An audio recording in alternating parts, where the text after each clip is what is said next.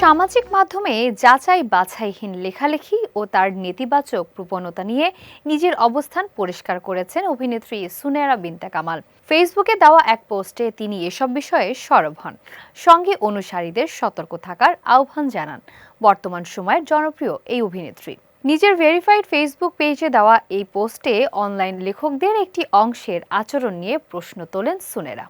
প্রসঙ্গটি তুলে ধরে তিনি লিখেছেন, সোশ্যাল মিডিয়াতে কিছু লেখক আছেন, কিন্তু এদের মধ্যে অনেকেই না জেনে না বুঝে যাচাই না করে যা ইচ্ছে লিখে ফেলে, যার বেশিরভাগই নেগেটিভ।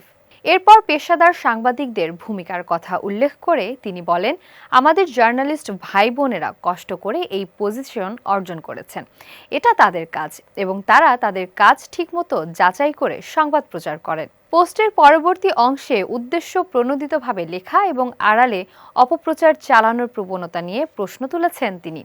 এই পোস্টে তিনি আরও লিখেছেন, এদের উদ্দেশ্যটা কি? হয়তো অ্যাটেনশন, এন্টারটেইনমেন্ট অথবা মনিটাইজেশন।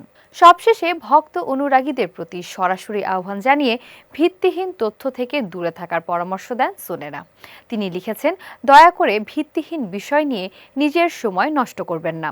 বর্তমানে শোবিজ অঙ্গনের অনেক তারকার মতো সুনেরাও বিভিন্ন সময় সামাজিক মাধ্যমে ভুয়া তথ্য ও সমালোচনার মুখে পড়েন। বর্তমানে তিনি নাটক ও চলচ্চিত্র দুই মাধ্যমেই কাজ নিয়ে ব্যস্ত সময় পার করছেন।